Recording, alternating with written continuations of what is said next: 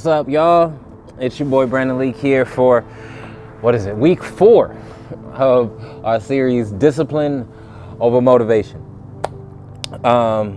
Last time that we chatted it up, we were talking about the allure of motivation and how our society has essentially turned it into the new drug, and how they've got so many of us hooked on being motivated versus being disciplined. Wanted to give one more comment on that before I dive into what we're going to talk about today. They do that to make you reliant upon them and their industry, because you finance them to continue to do it. The moment that you become disciplined is the moment that you no longer need them, and the moment that their money source dries up, so they keep you addicted to their motivation. But third level thinking. The way we break this allure is by doing a very simple process, and that's creating a schedule of discipline for ourselves. What does your day look like? And it's not like you have to plan it to a T either. It's not like you have to be like, well, at 6:45 I breathe, at 6:47 I breathe one more time. You don't have to do all that. But what it means is you create time and space throughout the course of your day to do the things that are very intentional towards you, towards your passions, towards your dreams, towards what you're striving and striding for. So, because here's the thing, how many of you have come to a process, or not a process, come to a point in your day where you're like, man, I'm too busy to get that done? When if you honestly looked at your day, you're like, oh, well, I did spend like a few hours on social media. If I look at my activity time, I was on YouTube and I was supposed to watch one video, and that one turned into like 12. I was on TikTok and I was, just trying to hit my little, one time, and that turned into me watching like 17 other people and like 17 of those 17 other people's videos. That happens. Or we just do nothing.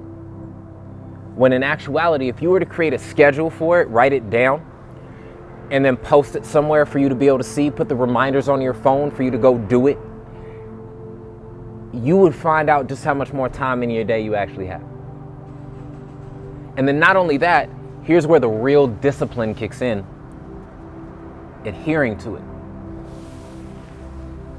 Adhering to the schedule, because you can set one and not do nothing about it. You can create something for yourself that's really helpful and then not do nothing about it.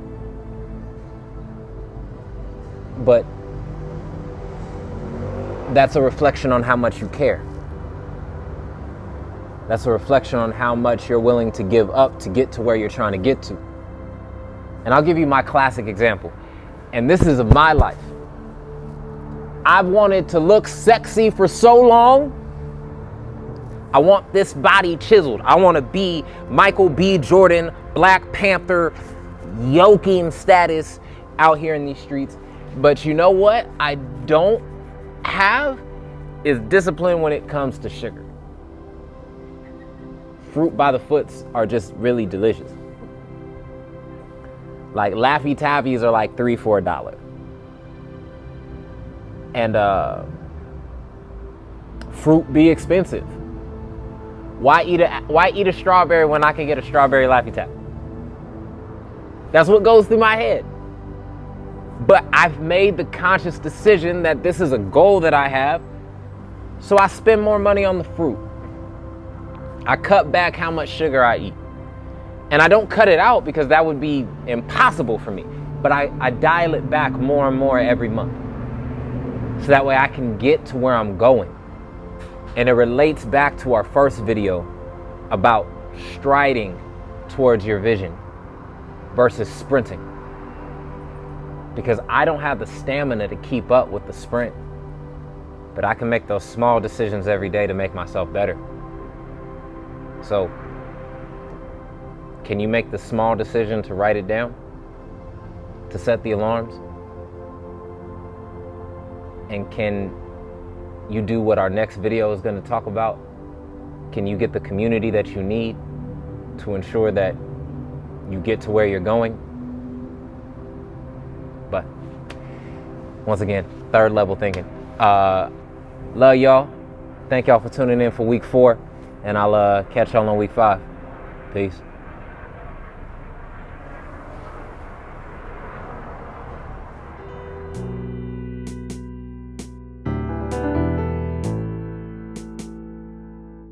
Bye.